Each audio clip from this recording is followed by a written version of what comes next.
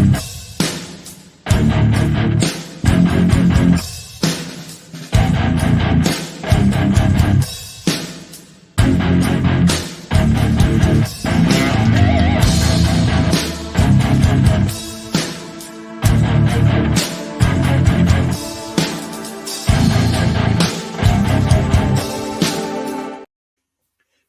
morning. Happy Friday. Welcome to the Pitch Rate Chronicles. I'm Uncle Tats. I am here, as always, with my brothers, Donald and Rob.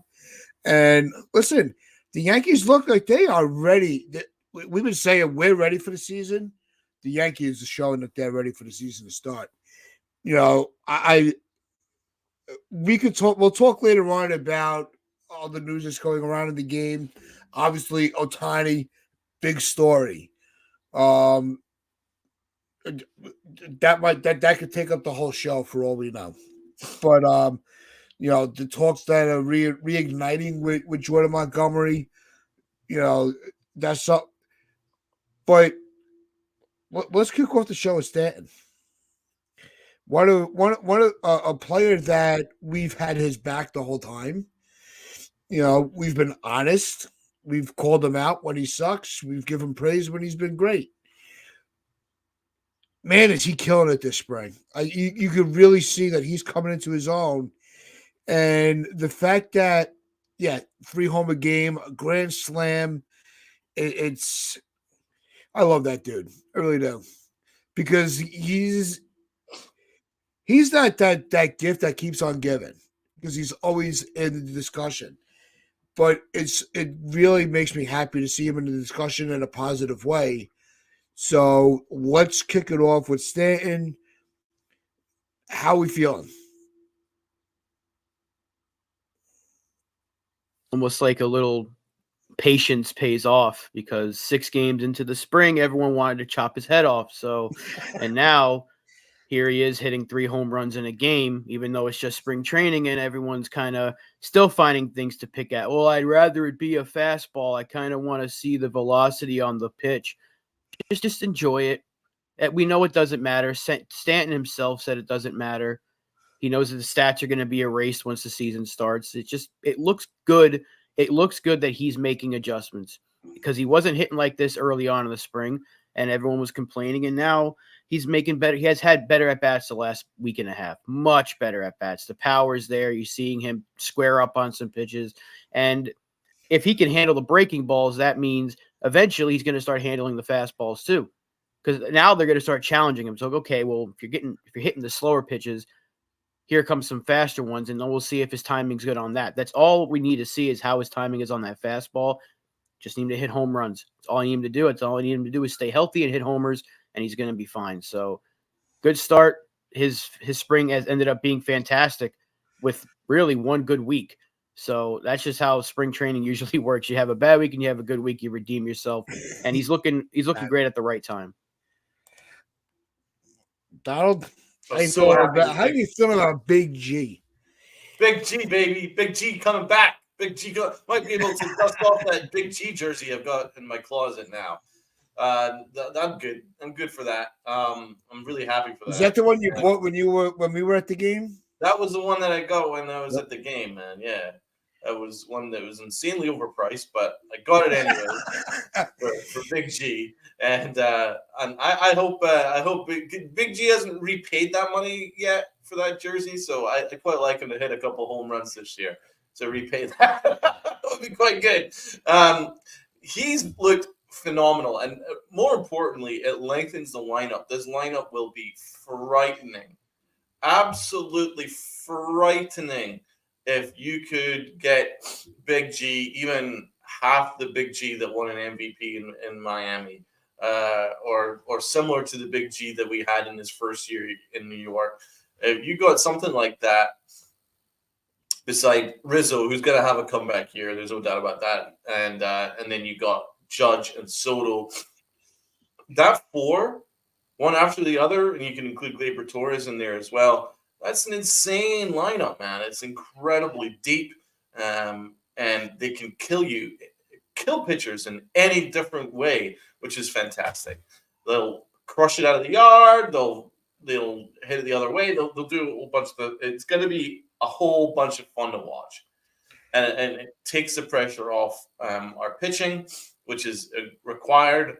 And boy, I'm so happy for Big G. And one other thing, Big G is, he's lost the weight. He's looking a little bit more agile. Yeah. And the great thing is he's catching up to pitches. He wasn't doing this last spring, or the spring before that, or the spring before that. This is a much better Big G. So I do expect it to carry over to some extent in the regular season. It just sucks that 3 home runs in 4 innings doesn't count for something, because that is remarkable. I don't think I've ever seen that before. 3 home runs in 4 innings. Jeez, that's amazing. So this guy is a future Hall of Famer if he can get healthy. If he can get healthy and he can produce like he did a few years ago, he's on. His numbers are phenomenal over his career. He's got an MVP already, 59 home runs in one season for Miami. And he was good for the first season or two as a Yankee. It's just, unfortunately, the health has affected him. But he's still young enough. It's not like he's 40. He's still young enough that maybe losing that little bit of weight helps his agility, helps his ability to recover, and you might see a couple more good seasons from Big G, and that's what we all want. We all want that. We all need that. If we want this Yankee team to win a World Series, which we're capable of doing, Stanton's a big part of that. Yeah, no, it's look, we've complimented Stanton throughout this podcast history. We've always given him the benefit of the doubt. We always knew that the ability was there. We watched it. And Joan, made the comment a couple of minutes ago. And where it's absolutely right, is he's using his legs more. He's not just swinging with his arms, which can cause you with the variety of fastball velocity to miss on pitches more than you connect with them. So when you have your whole body and you're staying fluid, that's where the payoff comes out. And along with John, we do want to welcome everybody to say good morning.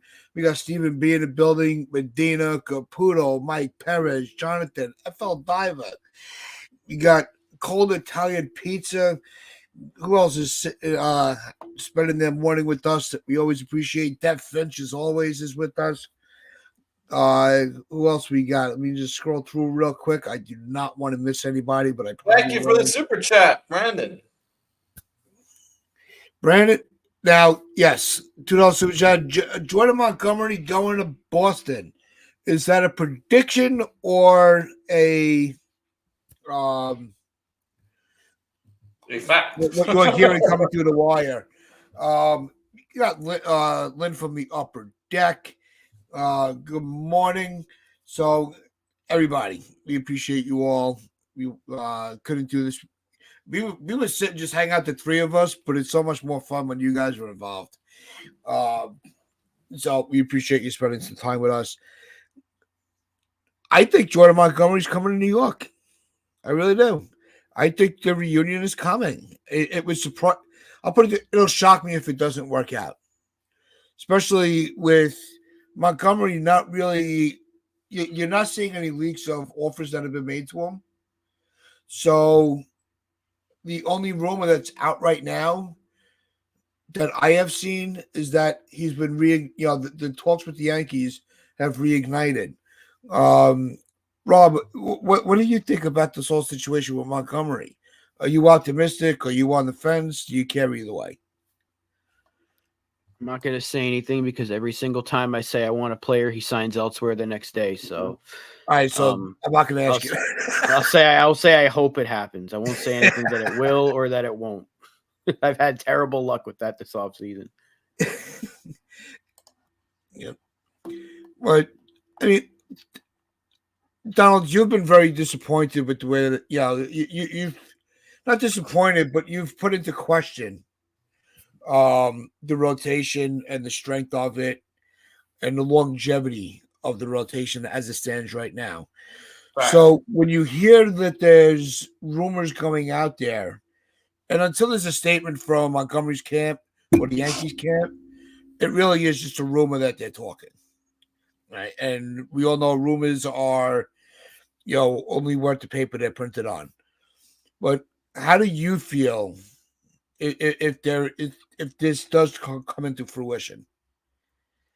So I recall we did a podcast where we all had our top 5 free agent signings Yep. that we all wanted, right? And I think my number 1 or number 2 was Jordan Montgomery. Jordan Montgomery was on my list of people I wanted to sign. I thought he was the most.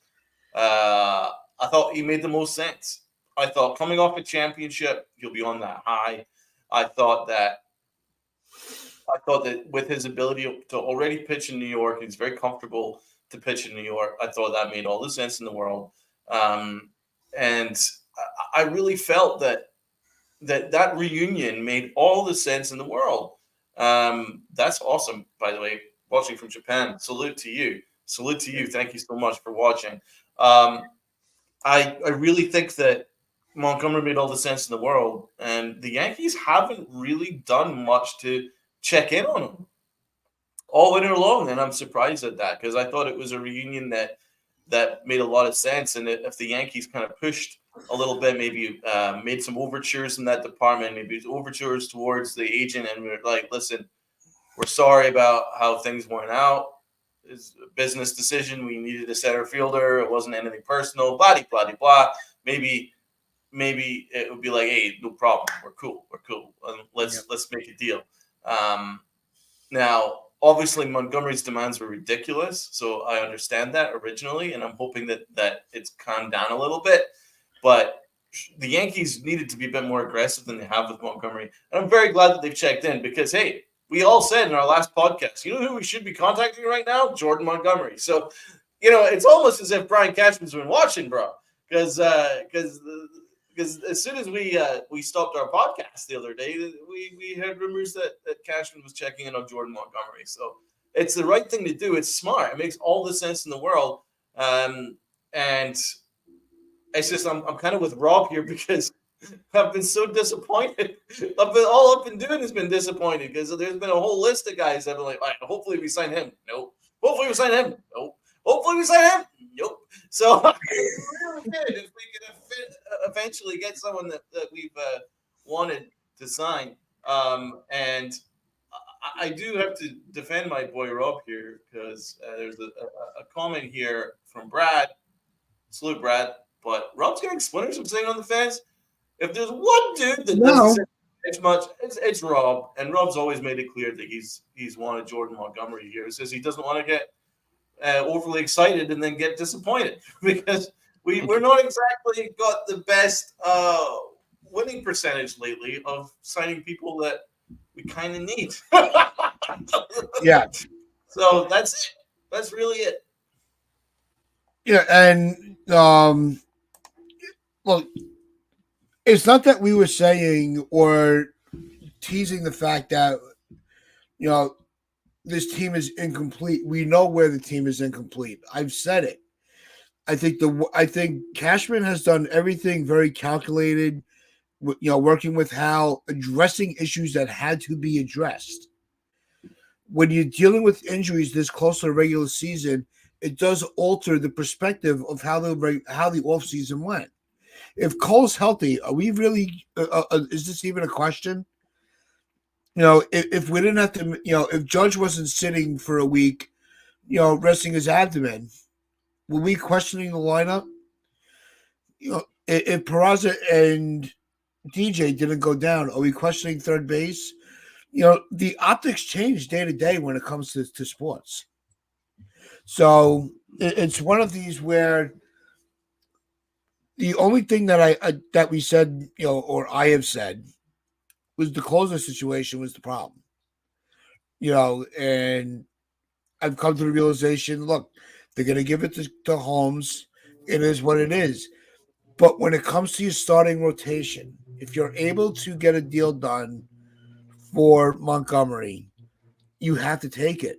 It's not a knock on Warren's progress right? But you're still down a pitcher. You still need to fill the gap. Montgomery is a proven New York guy. He can handle it. He's very, I believe he's very missed in the locker room. I think they really enjoyed having him as a teammate. So Montgomery just seems like the best pivot to sell that's out there right now. We needed a pitcher before Cole's injury, and now with Cole's injury, it's even more of a need. It's not that I doubt Warren or Heel or anyone they can put in that 5 spot.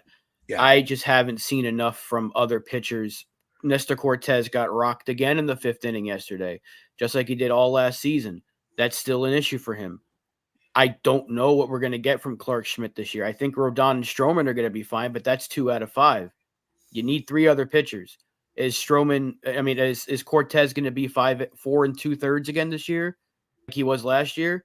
Is Clark Schmidt going to be 5 innings, maybe 6? We don't know. Can he get lefties out consistently? That's my biggest issue with Clark Schmidt. I think he's got great stuff. I just don't see him get lefties out enough for me to be like, this guy's going to be a staple in the rotation. You got a guy that can handle New York. There was some questions about whether Blake Snell's personality, whatever, the whole handle New York conversation again. But Montgomery can, and he is still sitting there. He's the last of the big Boris 5 that are left. So if you can make it work out, apparently there's still a gap because he's still asking for a lot of money, but that's usually been the case with every one of these free agents. Snell wanted a lot. He took a lot less. We saw Martinez, who turned down like $15 million, ended up signing for like $4.5 million with deferred money till like 2038. So these are the signings that people are taking now. Chapman took less. Bellinger took less.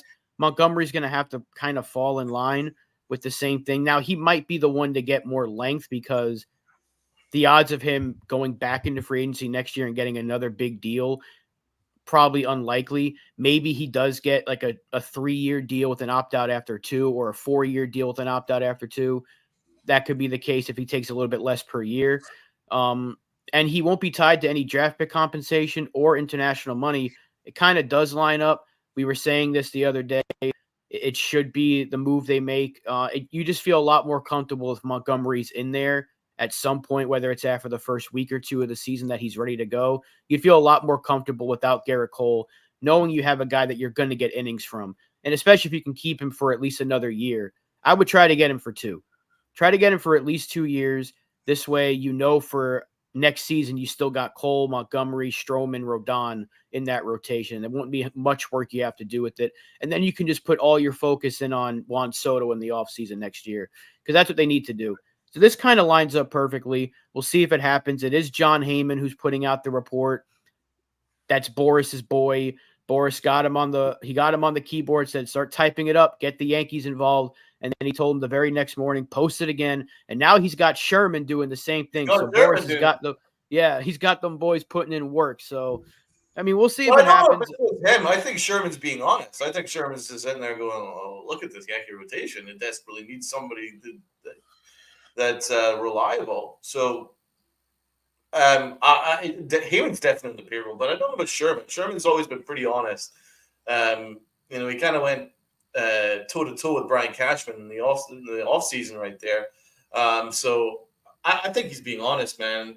And we're only being honest. I mean, I don't want to be being accused of being negative or anything like that because I still think this is a World Series caliber team, but not without another arm. It's just you look at that rotation, and Nestor Cortez right now is opening day, and that brother is not going to get out of 4 innings. That guy can't go 4 innings. That can't much beyond it. No, he doesn't look good. I don't like any of what I'm seeing from Nestor Cortez. The barrel percentage is pretty high right now with Nestor Cortez. He's not missing any bats. The exit velo is pretty high for the opposition with Nestor Cortez, and I don't like his hanging pitches. So I'm sorry. If I could find a way of upgrading from him, then I'd do it in a heartbeat. The Yankees are reticent to trade away their remaining top prospects. They clearly are, right? Because they couldn't make a deal work for Dylan Cease. So what's the next best option? It only costs money. What do the Yankees have in abundance, regardless of what people tell you? The Money. Yankees. The Yankees have money in They got the money. abundance. They got money.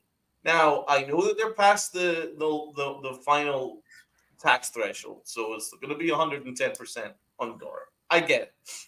But if you give him a 2-year deal, you can defer much of that money into 2025. You can do that. Look at the breakdown of Blake Snell's contract. Blake Snell's contract is a $15 million base, right? And then there's some deferred money there, and there's some signing bonuses there. But $15 million base for this year. You can't tell me that we can't do similar with Jordan Montgomery. $15 million? Are you kidding me? You know, as a base, and then defer much of the money into 2025. Some other incentives, whatever you need to do to make it work. But come on, man, this is a no-brainer. This is a layup. This is a layup. It can't be difficult to tie down a Jordan Montgomery, right? It can't be. The dude's an East Coast guy, right? He's already pitched for the Yankees. You know what he's all about. You know he's reliable. You know that he can give you innings. And he's already won a World Series. Like, and he's got age on his side. He's got plenty of years on him. It's a no-brainer. Get it done. I don't want to hear about, we can't make the money work. Make it work. Make it work. Get him in here. I don't care who he replaces, whether it's a fifth starter or Nestor Cortez, hopefully Nestor Cortez. And we've got ourselves a really solid rotation. Because what I'm worried about is if we let him go to Boston or Texas, whenever Texas bothers to do anything, or if he goes to the Mets or whatever, if we let him slide somewhere, where do the Yankees go to? Because Lorenzen is signed elsewhere, guys. Lorenzen's gone. He's off the table. So that's your backup. That was the backup. That was the backup option. Exactly, going to Texas. So he's now off the table. Who are we going to sign? Who are we going to trade for? Right? All the trade options are pretty much dissipated. Right? Mm-hmm. The Marlins aren't making anybody available right now. Right? So where are these magical pitchers coming from? So get this done. Get it done. Sorry, Hal, you're gonna have to cough up another chunk of change right now because we don't have a starting rotation that can win a World Series right now. It can, right? So get it done. Add Montgomery, and I'd be feeling a whole hell of a lot better about our chances of competing. Because by the way, the Orioles look ridiculous. They look like a juggernaut right now. So we need the arms in order to compete with them because they look like a really serious threat. This is not like previous years where the Yankees can be like, oh, you know what, we trade water till July, we get Cashman back, we'll be fine. It's not like that. I think I can foresee the Orioles being a juggernaut team. Like they got 100-win potential. They really do. With that team that they have, add in Corbin Burns, they have a serious team. So the Yankees need to be serious along with them. And that means adding another arm. And I think the Yankees know that, considering they have checked in on all the arms. They checked in on Snell. They tried to get him. They checked in on Cease. Tried to get him. Checked in on Yamamoto. They tried to get him. They checked in Lorenzen. Right? So they've been checking in on the arms, but they just haven't been doing it. So let's be serious. Let's get this done. It's very rare that this late in the offseason, still this late in spring training, that a good arm is available like this. So if you can make it happen, make it happen. There's no one getting traded right now. The Guardians are not trading Bieber. Why would they? They can easily win that Central. That division stinks. I don't see the Marlins trading Luzardo at this point because they need to have somebody available in that rotation. Their entire rotation's hurt. The time to trade for one of those Marlins guys was 2 months ago, like we were talking about. How many times did I bring up the Marlins in a freaking trade scenario? So that's passed. There really only is one option. That's either sign Montgomery, or there's two options. Either you sign Montgomery or you roll with the kids in the system. But that still kind of leaves the question marks because how do they adjust? Is Will Warren actually ready, or is he a guy that's going to give you one good start, then blow up a couple of times and give you a couple of good starts. We don't know. Now, I think he's going to be okay. I just don't, you're looking for a guy that's going to keep you in each and every game. I'm hoping he can do that. We know that Hill's going to be on some sort of an innings limit. Boone said yesterday they can both make the team out of spring, which is good to know. They're going to have to make some serious roster decisions because there's like 4 pitchers that can make this team right now. They got to make space for it, but Montgomery's better than all of them. So if you can make it happen, make it happen. We'll see what happens though. I'm not very confident in it though, because it does seem like Boris getting Heyman to do the work for him, just like he did with Snell. You got to wonder if there was actually any real chance of Snell going to the Yankees, but Heyman wouldn't make you believe that there was because he posted the article 12 times a day. So I expect nothing less. I think he'll post it 6 more times today and have a new version tomorrow morning with a little bit different wording. I think at the end of the day, Boston makes the most sense for him for, location reasons, but let's not act like Boston and New York are fucking countries apart. It's like a state over. You don't think Montgomery can go visit his wife on his off days in Boston? So if he wants to come back to New York, he can. I said it the other day. I don't think there's bad blood. The guy himself said there wasn't. A lot of people keep saying there are. I don't know. No, Sunil, I'm not on Ohtani's international gambling payroll. Your terrible jokes back at it again.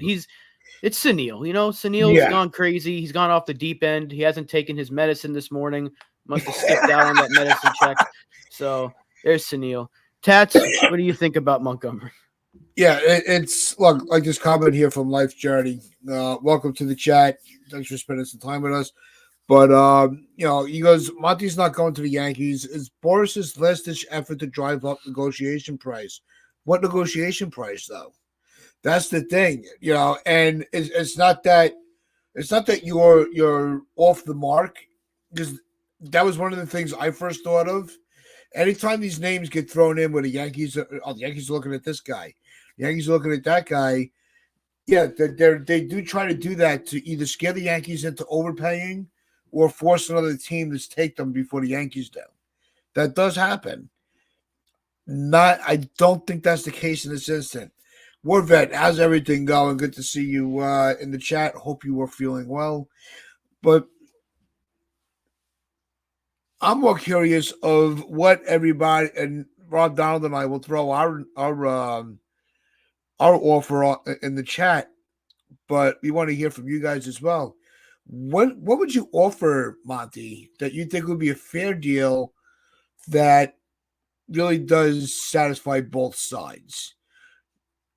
I said in NFE's chat yesterday, I said I would go 3 years, 75. That's my one offer. No opt-outs. That's my offer for Monty. $25 million a year for 3 years.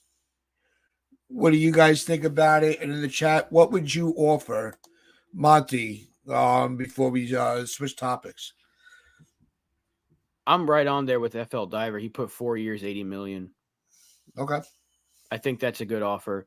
Jones putting 125. That's steep. Okay. That's a lot of money. We'll see if he gets anything close to that. I think Snell got 31. They're using Montgomery's paying him more than Blake Snell. Yeah. They're trying to get they're clearly using his playoff performance.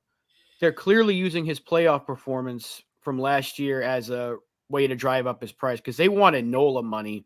And he's been a little bit better than Nola over the last few years. But at this stage, I don't think anyone's giving him 7 years like Nola got. He might get 4 max. So I would say 4 for 80, maybe a little bit more. Maybe give him like. Oh, she said she meant 110. Okay. All right. A little bit better. A little bit better. Maybe like 4 for like.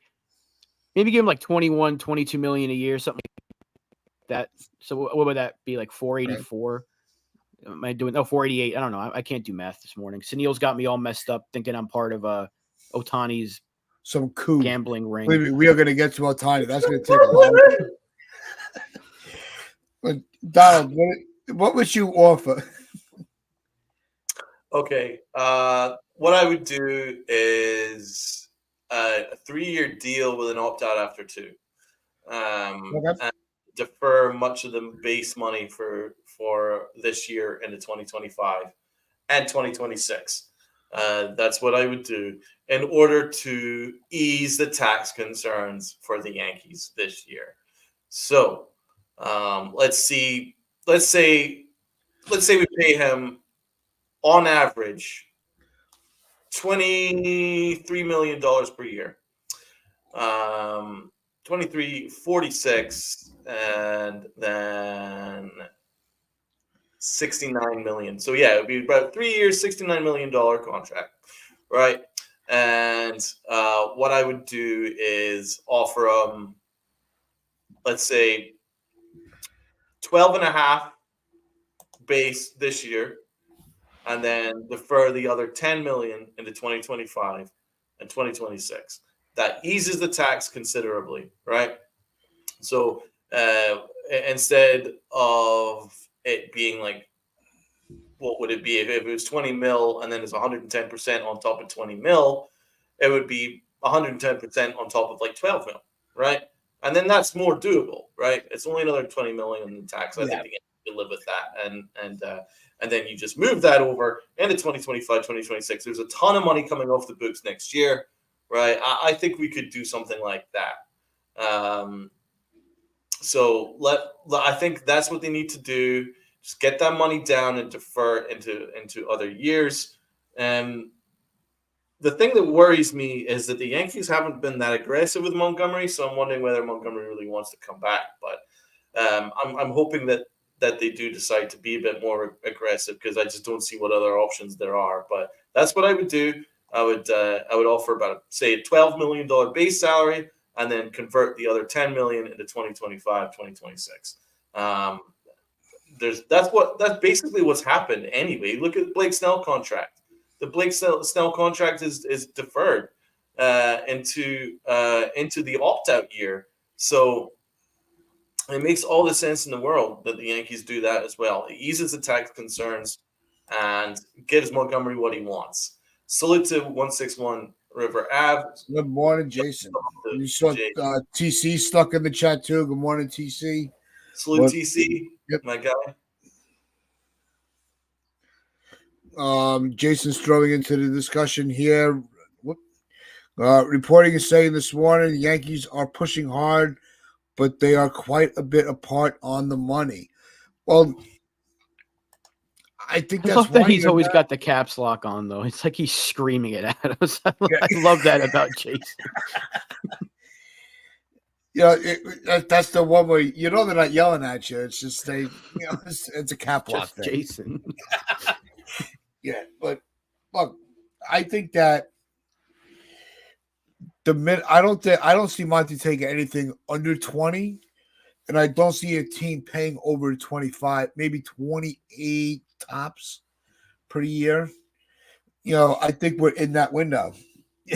You're all good, Jason. Don't worry about it. It's you, Jason. We know you got that caps lock on all the time. We see you in every chat. We know you're good. Don't worry about it. You got to get your point across. So you got to make sure we see it. There you go. But yeah, I think the window is. I don't think he's going to take less than 20, and I don't think he's gonna. Teams are not going to pay him more than 28.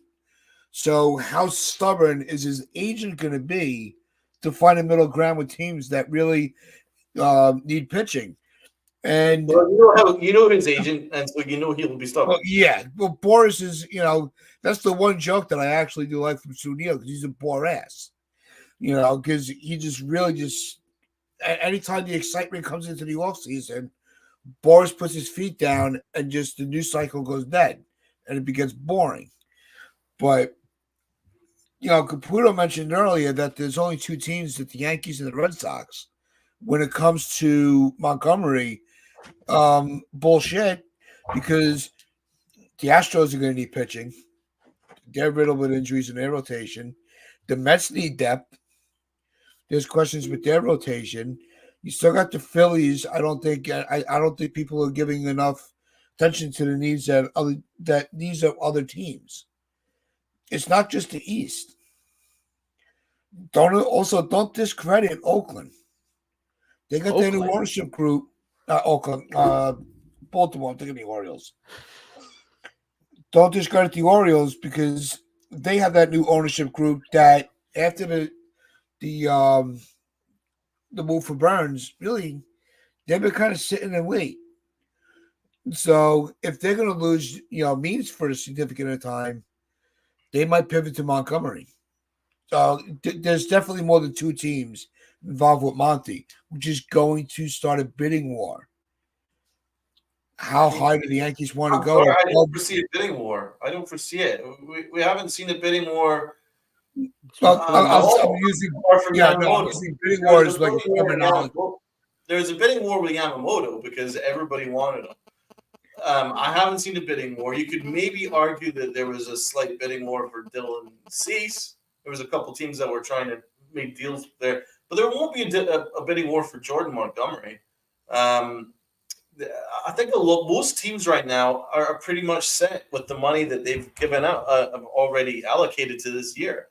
And I think the Yankees are far apart on the money because they don't want to pay the 110% tax.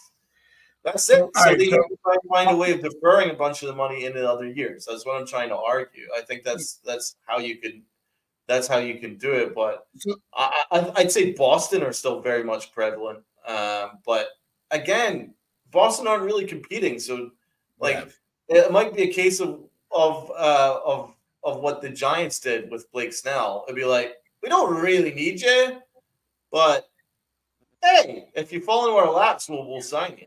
You know what I mean? Yeah. Because Blake Snell I think he really wanted to go to the Giants. I think that was the plan all along. I don't think Blake Snell actually wanted to pitch for the Yankees because if he did, I think he would have accepted the original offer.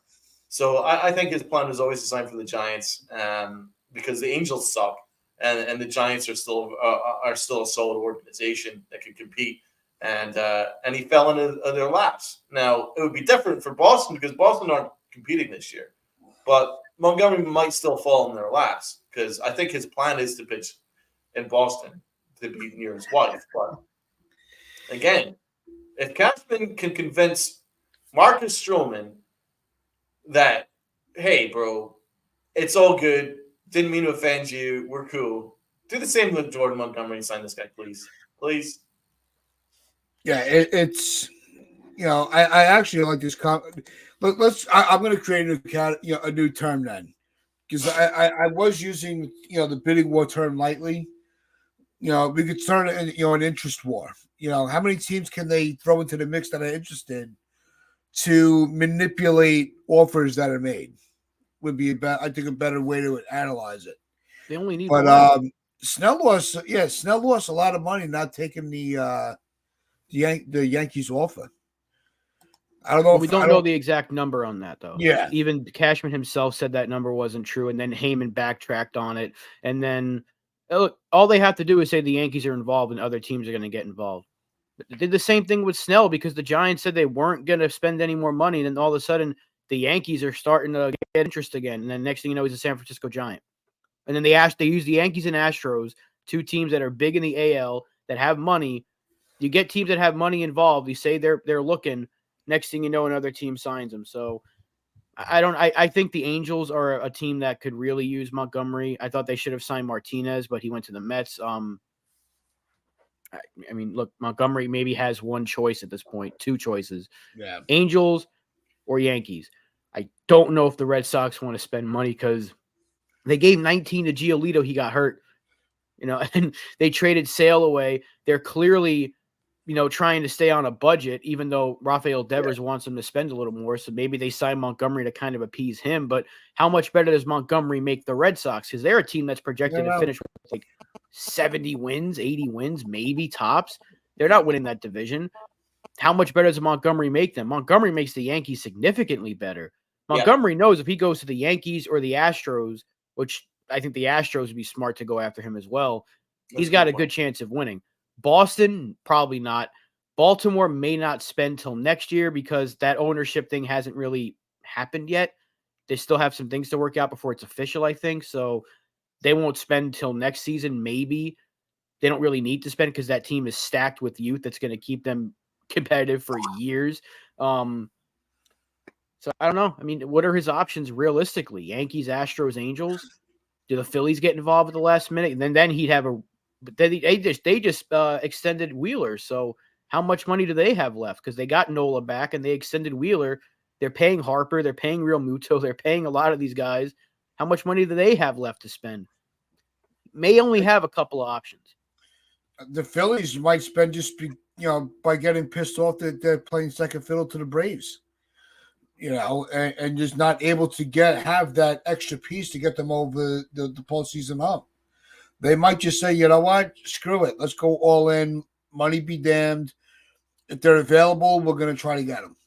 Like we've seen the Yankees do that, during, in some years.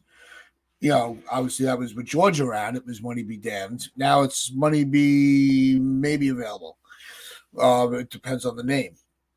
Joan, I literally said that like 10 minutes ago. You didn't read it. You didn't have to read it. I literally said it 10 minutes ago. Snell's contract was $15 million base this year with the bonuses paid into 2026. That's exactly what it was. So I do know what I'm talking about with that. But I would say that, Boris's strategy of just getting the Yankees involved is an outdated strategy because the Yankees have already shown that they're quite they're willing to spend, but only with someone that they absolutely love, right? They're quite frugal these days. They're a lot more conscious of things like tax and things like that. They weren't under George. So it's kind of an outdated philosophy that Boris has as an agent where he's like, we'll just get the Yankees involved, get the Yankees name involved, and I'll start a bidding war. It's an outdated strategy. It's not the case anymore. It's not really a case of, oh shit, the Yankees are involved, we better sign them quick. Baseball's changed. Boris needs to change his strategy. Other agents seem to have done it, but Boris seems to be way behind in it, man. Yeah, I mean, you don't have George anymore to steal A-Rod from the Sox or Teixeira from the Sox. It's a new regime. It's a new day in baseball. It sucks because it really, we enjoyed when they were aggressive at all costs. And yeah, that's also true, Sean. We know that. There was no tax with George around. George would just flash his money and everybody like, oh, okay, we'll come over there. It looks more green on that side of the East. But shall we pivot? Sean's got a question. Thoughts on Ohtani, Tats? Thoughts on Ohtani? Well, all right, let's switch to Ohtani because this is going to be it's going to take a while to get through, and because I've got a lot of mixed feelings about this whole thing. I want to hope that Ohtani wasn't stupid enough to be deep into this. You mean the sun? Yeah, do you want me to control the sun? Sun, stop shining! Thank you! Yeah. We'll change the times of this. Yeah, whatever. But look, I hope Ohtani's not stupid enough to really be deep into this whole mess. But there's so many conflicting reports. It's hard to know it's really hard to figure out which way to go, one way or the other. If anybody calls me and asking for a loan, he lent the money to him to pay off his debts. Well, did he clarify what debts he had that he needed to borrow the money? Because if somebody calls me, like if I'm Ohtani and I'm getting a call, hey, I'm in a bit of a jam. You're not asking for $1 for the vending machine. It's $4.5 million that was loaned out. I would give that to my kids without wanting an explanation of what the hell you need that money for. What did you get into that you need to borrow that? I'm asking full disclosure, or you ain't getting a dime. So I don't know how the relationship is with Ohtani's an interpreter, but that's how I would be with my own kids. So I don't know I don't know what information Ohtani was given as far as paying off this, sending that wire out. Ohtani's got accountants. He's got, I'm sure he's not sitting down, bouncing his checkbook every night. He's got lawyers and financial advisors to do that. So how much, I don't want to just say my initial reaction. Look, this is gambling. He gets the same treatment as Shoeless Joe Jackson. He gets the same treatment as Pete Rose. Ban him. But baseball will do whatever it takes. This is what I do believe. Manfred will do whatever it takes to have Ohtani as far away from the blame as possible, because Manfred will do whatever it takes for baseball not to lose the international cash cow. How do you guys feel? You don't sign a $700 million contract. You don't have 60 plus million in endorsements every year and not know about your own money. I'm sorry. Okay. I'm not saying that Ohtani is completely free of blame here. I'm saying that I think he knows something. They're trying to cover it up. I don't know how much he knows. It's possible that he was just trying to help a friend out. But if you just see Heyman's latest post, he said that he's like oblivious to money and he was duped by a former actor / best friend. It sounds like a major excuse. So I quote tweeted it with, and I'm the next GM of the New York Yankees. You see, we could both make up bullshit on the spot. So it just doesn't add up. You don't sign for that much money. You don't make this much money in endorsements, and you're the face of the sport. Really, let's be honest. It's the face of the sport. You don't have all this coming to you in such a short amount of time and not know about your own money.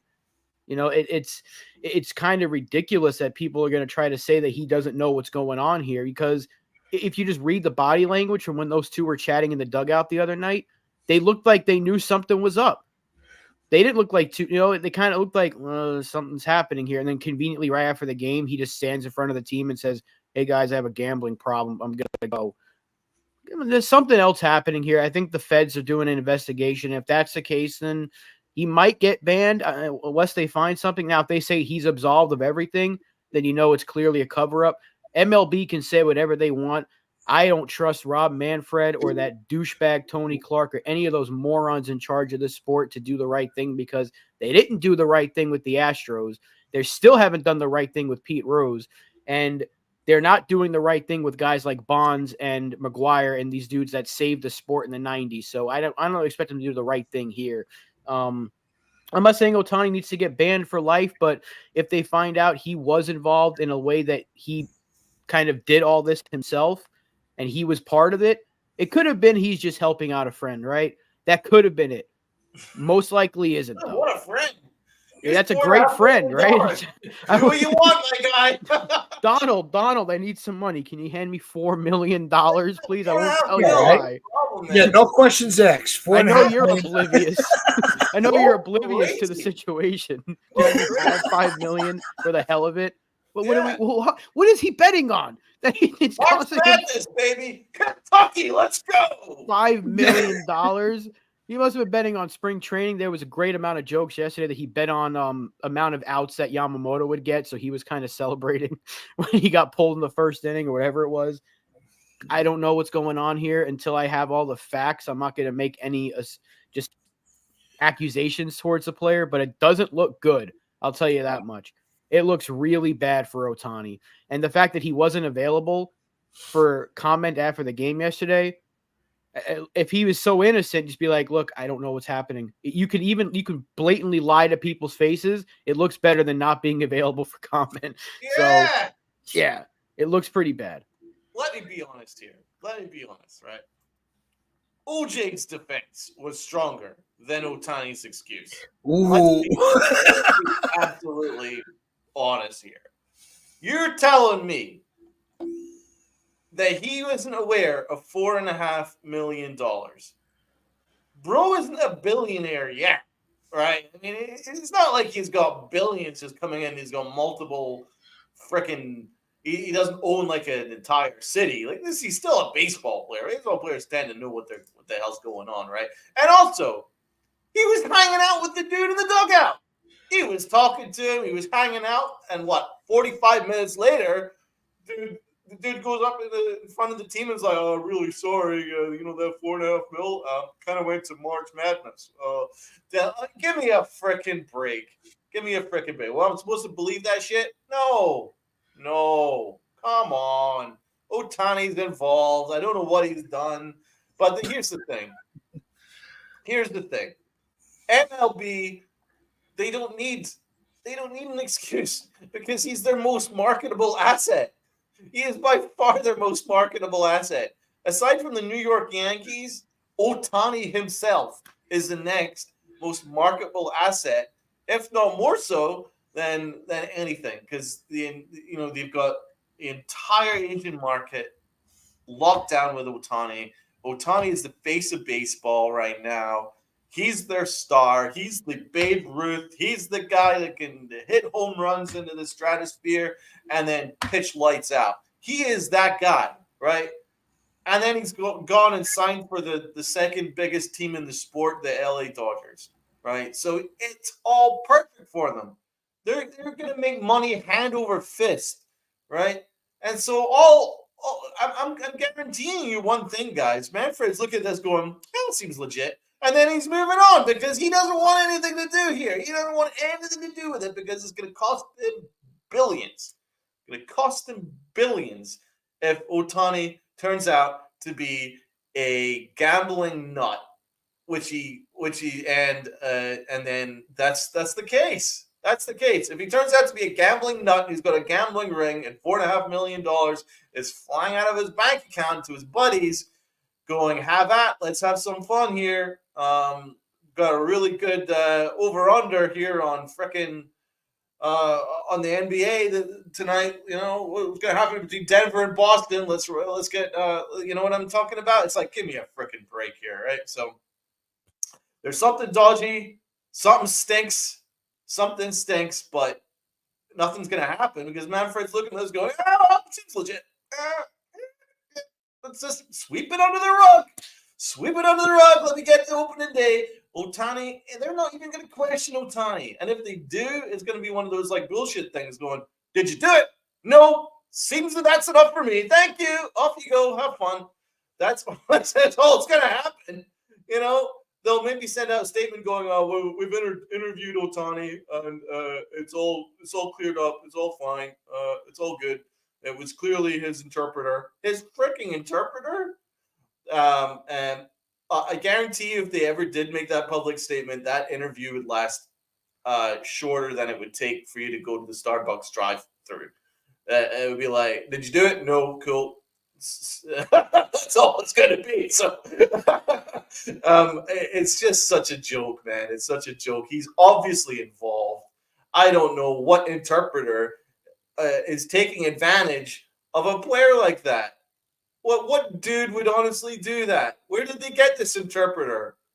Come on, man. Do you know what I mean? Like, what are the chances? What are the chances of someone who's been employed to do a job and have a close relationship with someone that you would blindly screw them over for the tune of $5 million when you've already got it made? You're in the LA Dodgers freaking dugout. You're Ohtani's close friend. Ohtani will give you anything that you want, and you've got that. And then you're on TV beside Ohtani doing that job. Unless you got him right out of jail, there's no way that anyone would screw him over because that's an absolute cushy scenario. You know what I mean? If I spoke Japanese, I would kill to be an interpreter. That's a great job, right? Why would you threaten that by stealing $5 million off the guy just so you could do the over/under on Knicks Denver? Give me a freaking break. Give me a break. I don't buy any of that shit. Yep. And I'm going to go through some of the comments here because you guys are chiming in as well on how you guys feel about it. But look,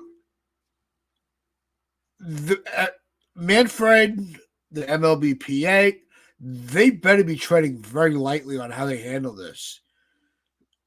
Because don't forget, they don't have the best track record as far as discipline or proper discipline. You let players sell out the front office, to save the 2017 credibility on the World Series, which never became credible.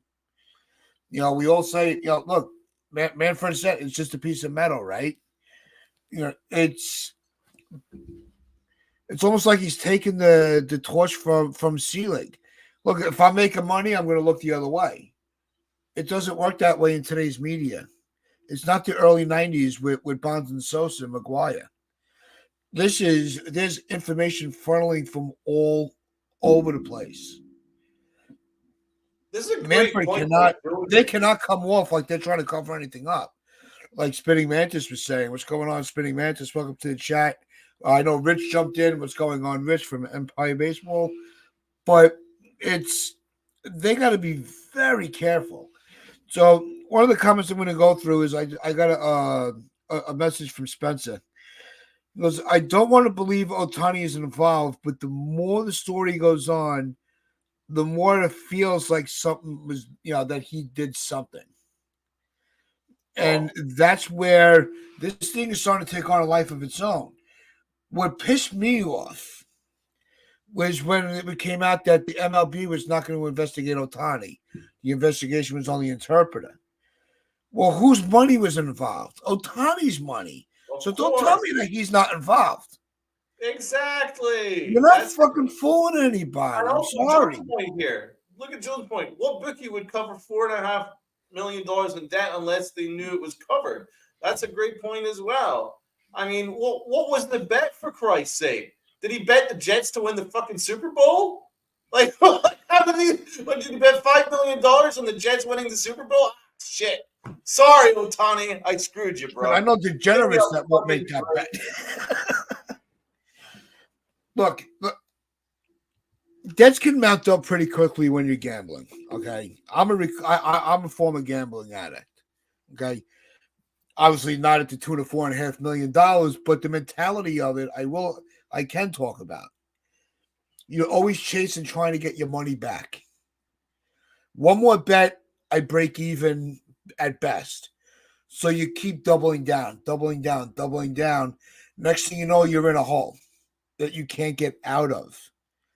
And you got to wave your white, you have to either wave the white flag on your own or wait until you get caught and then try to bullshit your way out of it. Right? Because that's what I did. I tried bullshitting my way out of my gambling problem. And you know what? Nobody was fooled. Manfred's being fooled right now about who is involved in this thing. But at some point, look, there's going to be a variety of options that happen for the interpreter. He's going to lay on his sword. He's going to die on it and be like, look, I stole the money from Ohtani, and lay on it. Or he's just going to go, I'm not being a fall guy, because who's going to take care of me and my family? Ohtani? He's not going to be able to have anything to do with this guy from now on. And he's going to be like, you know what? I'll tell you the whole story. And everything's going to come out clean. Well, maybe he'll be on a podcast in like 10 years telling his side after his prison sentence. I don't know what's going to happen here with these guys. It's a lot of money. And whenever you deal with betting in sports, look at the NFL. They're suspending players immediately, even though when you watch a game, there's about 700 commercials for DraftKings and FanDuel, and you're bombarded by advertisements all over from these goddamn websites every day. And when a player gambles or does fantasy sports or whatever it is, they get suspended immediately. Yet here is Ohtani. His name is on these wire transfers. He has to know something. You don't lose $1 million and not have any awareness. I know he's a rich guy, but if you get and someone said it earlier in the chat a little while ago, you're telling me he doesn't have a bank app on his phone, that if there was a big transfer of money, he would not get an alert about it. Hey, Shohei, it's your bank calling. We just noticed $1 million has gone from your account. Is everything okay? You think he's going to be like, oh, no, it's good. Don't worry about it. It's just my interpreter. He's got gambling issues. Like something is up here that we don't know about. But obviously MLB is going to try to cover it up. And ESPN 30 for 30, yeah, the Ippei story, Ippei and Shohei, and there's going to be a big cross through the middle or whatever, this scratch in the middle of them on a picture of them together. It's going to be black and white. Yeah, it was you, Donnie. Okay, great. Yeah, there's going to be a story about it, and they'll make money off of that story. I don't know. Until we get an actual full-on story, not some nonsense from John Heyman, I guess I'll just reserve judgment. But it doesn't look good for Ohtani. It certainly doesn't look good for the sport. And once again, Manfred's going to have to do something about this, and we know he doesn't answer the call and for anything that he needs to. So he won't do it because he's not getting fooled. He's not an idiot. He knows exactly what happened. It's just he's choosing not to take it seriously because it's going to cost his company billions of dollars if he held Ohtani accountable. All that money from the Asian market is gone and like that, right? And on all the money that and advertisements that they have as Ohtani being the face of baseball is up in smoke if it turns out that he is gambling, right? So the easiest thing to do is sweep it under the rug. He ain't dumb. He turned a blind eye as much as possible to PEDs. For God's sake, David Ortiz is in the Hall of Fame. For Christ's sake, it's just they turned a blind eye to PEDs. I mean, I watched the documentary on A-Rod, and they tried everything to smooth things down in order for A-Rod for it all work out, and because baseball were just as complicit in steroids as the players that were doing it, right? That's the truth. So that's why of course, I mean, you just have to look at it going as a businessman going, well, if I hold this person accountable and he cost me billions of dollars and endorsements by holding him accountable, then I lose. So it's a lose for MLB. So they have to sweep it under the rug. The fact is, Ohtani's involved. That's just it, right? Ohtani's involved. I don't know to what extent he's involved, but there's one thing that you learn by watching every freaking crime show in the world. What did the police always say? The one story that doesn't change is the truth. If we've already heard a couple of stories by now within 24 hours, it means it's a lie. L-I-E, lie. He's lying, baby. Well, that's what it is, But we've also seen how baseball operates. We saw it with Sealing with the steroid era. If the money's coming in, there's no problem. Nothing to see here, folks. Like the police, like Officer Bob Brady on South Park. Move along, nothing to see here. That's baseball when it comes to when they're making money. It's not until the well dries out and it becomes a problem where they're like, oh, shit, we actually have to address this now. So it also, can we bring it to, because I don't want to single out just Ohtani. He's the headline right now. He is the story. But it also, does it make you wonder how many other players are using third parties to put, it makes me wonder if there's a third party person for multiple players to put bets on games. Yeah, it's called DraftKings. It's sponsored by the goddamn sports all the time. It's so easy to access for these players. That's why I think it's stupid that they're actually getting mad at the players' bet when all they see is DraftKings. I'm sure at some point there's going to be a DraftKings patch on a jersey for an advertisement. Like, this is ridiculous. This is why I can't stand the gambling shit. It's everywhere. And it gets people into a hell of a lot of trouble. What the hell was this guy betting on? And obviously there's something that we don't know, more that we don't know, that will get put out there in the next coming days or weeks, whatever it may be. It's not going to be an investigation that takes 3 days to figure out. This is going to go on for a while. So it's annoying. I hate gambling. I hate betting. It's why I don't do it. And this is bullshit, because we're supposed to be getting ready for baseball. Everyone's supposed to be excited. We had the Soul Series 2 days ago, and yet it's overshadowed now because Shohei Ohtani, the face of the sport, is involved in may or may not be involved. He is involved in a major scandal right now, or whatever the hell. Was he robbed, or was he giving money to an obvious addict, a major addict that needs a lot of help? Like, there's something going up here, and it's just, once again, the baseball just can't seem to get out of its own way sometimes. No, this is supposed I to have be. to jump in this comment here from Jason. Yeah. If protecting money is more important than protecting the integrity of the game, then this game doesn't really have any integrity, and that's a fact. That's absolutely 100%. But the truth is, it doesn't have any integrity. We love this game, right? But it doesn't have any integrity. We're looking at a sport that allowed the Astros to beat on trash cans and win a World Series with illegal videotaping, and covered that up too, right? You're looking at a sport where A-Rod and Barry Bonds and Roger Clemens are three of the greatest players to ever play the sport, and they're not allowed in the Hall of Fame because they cherry pick what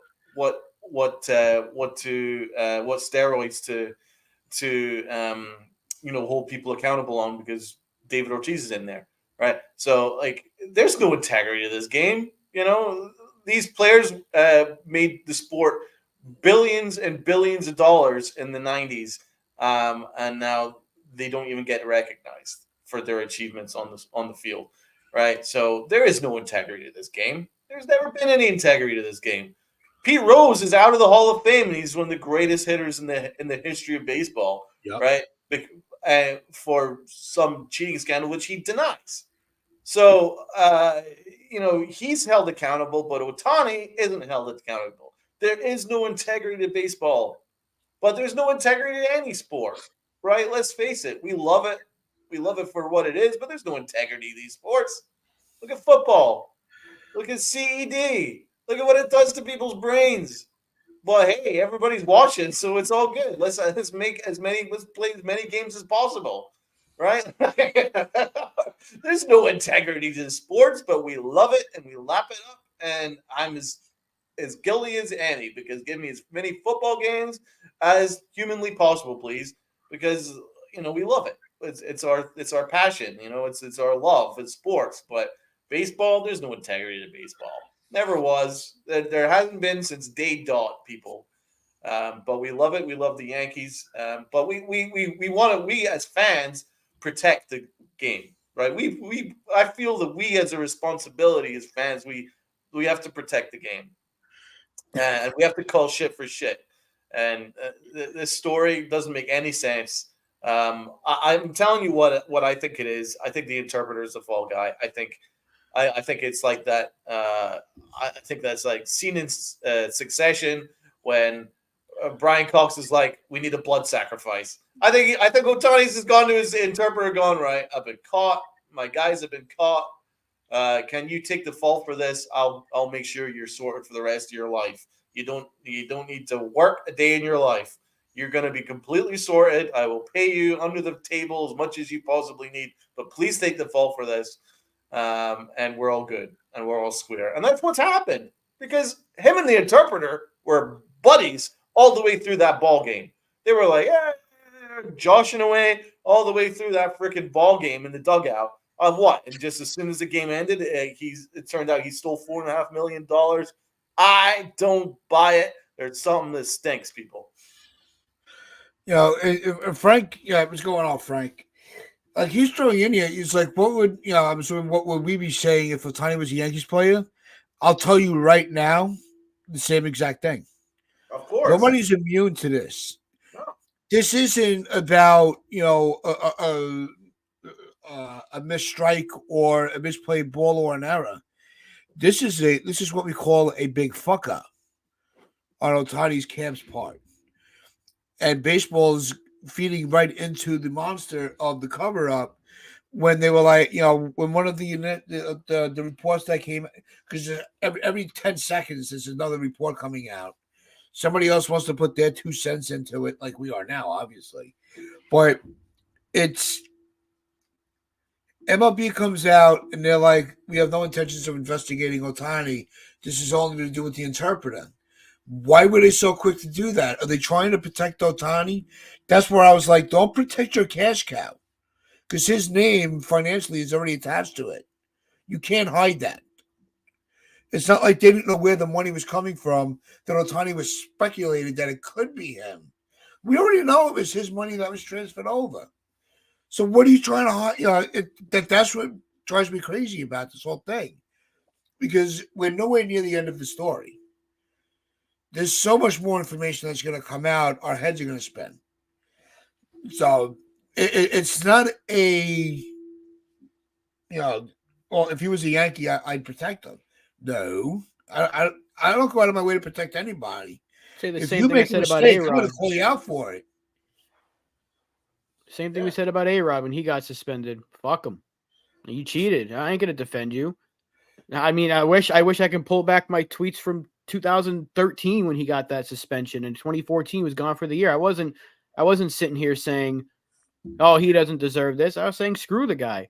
That's why I don't care that he's not getting his number retired. I still am a little bit salty. I know he gave us a World Series, but Jesus Christ, the dude put that team through a lot of unnecessary crap in his later years. I mean, I know the retirement tour was cool and all for him, and it seemed like he ended his career on a high note with the team, but that guy put the Yankees through a lot of unnecessary off the scenes bullshit that I'd never want to see his number retired. So you're damn right. If Ohtani was a Yankee and this happened, I'd be pissed off at him right now because we're supposed to be getting ready for the season and we got to deal with this. I'd be screaming my head off about it. So I'd be so irate if he was a Yankee that I'd be getting emails from YouTube's, terms and conditions about the language that I'd be using on the air. So let's, and I know that's not what you meant, but just for clarification, it's not like we're going after Ohtani like this because he's not, it's the Dodgers. No, this is not a team thing. This is my dad answered his own question. Oh God, Mattress Mike is not a player. Mattress Mike is not Shohei Ohtani. There's your answer. I mean, the thing I'm mostly focusing on is actually not just Ohtani, because we don't know the ins and outs, right? What I'm focusing on the fact is that Manfred has got numerous scandals under his belt since he's become the commissioner of baseball. He had the PED scandal, which he tried desperately to sweep under the rug, right?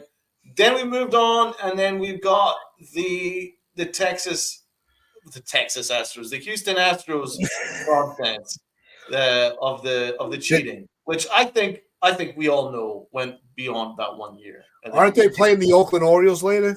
It was clearly multiple years that the Astros were involved in cheating. Okay, so that's another scandal which they tried desperately to sweep under the rug. Okay, they basically ignored it until John Boy had all the evidence, and God bless him for it, because they were sweeping it under the rug. The Yankees kept sending them information, going, "I think there's something going on with the Astros," and Manfred told them to go fish, right? And it took John Boy Media for it to be held to account, where they couldn't ignore it anymore, right? So that's another scandal. And then we move on, and then they couldn't even get a season together during the COVID season, where the NBA managed to get it done, no problem, right? So that's another, I wouldn't say scandal, but it was ugly, because it was two sides. I can't stand Tony Clark. I hope he loses his job. And Manfred were arguing about money while people were dying. Give me a fucking break, right? So that's another, I wouldn't say scandal, but an ugly look for baseball. And now we jump forward, and their most marketable asset is clearly involved in some sort of gambling, right? And they're trying to sweep that under the rug as well. So I'm sorry, I'm mostly focusing on Manfred, right? Because listen, whatever Ohtani's done, he's done shit, right? We know it. But if he's not being held accountable, Manfred's just as bad. He's just as bad for not holding him accountable. So when I'm hearing stuff like, "Oh, the MLB are perfectly satisfied with what they heard," then I'm sorry, that's nonsense. I call bullshit on that. So there's numerous scandals now that my guy Manfred's involved in, and he needs to start protecting the integrity of the game, because what did he call the World Series trophy? A piece of metal. he doesn't hold the integrity of the game that highly. And that's what I said earlier. I feel that it's our fans, us as fans, responsibility to protect the integrity of the game, right? And if that means that one of our guys cheats, then we have to call them out too. But it's up to us to hold these guys accountable and to protect the integrity of the game because Manfred's not doing it. Well, look, it's I also don't want to hear the narrative that they're trying to, they're trying to make sure that the fans have a product, right? They can't make it seem like they're doing us a favor by not punishing Ohtani, because you could hear all over the place that people are pissed off about this. There needs to be at least a suspension, at some point, right? You actually you financially contributed to a gambling, issue. Like if it comes out that he had no idea, like he never placed a bet at all, he just helped somebody pay off a gambling debt, knowing as an athlete, especially in baseball, that I forget who put it in the chat. I apologize, but that's a there's no way around being punished for gambling in baseball. There's no way around it. Otherwise, they would have found that loophole to get Pete Rose in, the best hitter the game had ever seen. He's got more hits than anybody.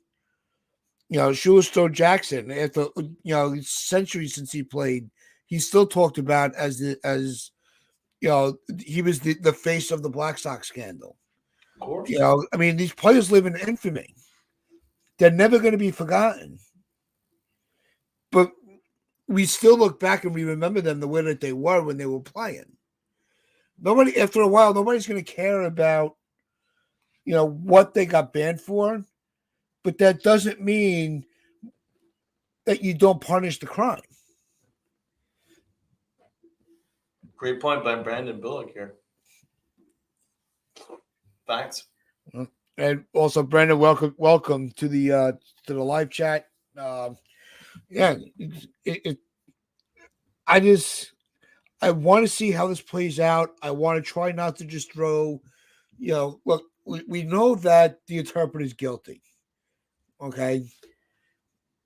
But do we actually, or is he just, did they catch Ohtani? Is he the fall guy?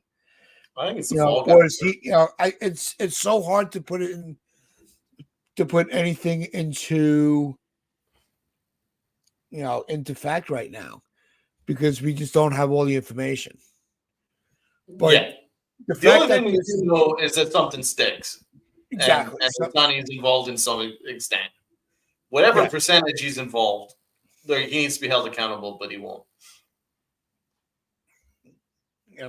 So, but, obviously we will be here, to discuss everything that goes on. We'll be watching this very closely, and as information comes in, we'll fill you in. But that is going to wrap things up for us today. Want to appreciate everybody for spending the extra time with us this morning. We always appreciate it. All the new, the new voices in here. We appreciate you as well. So with that being said, if you haven't already, hit that like button, hit that sub button, and share this out with your friends, family, stranger on the corner. And I always like to say, will you pinch out your pride and play hard?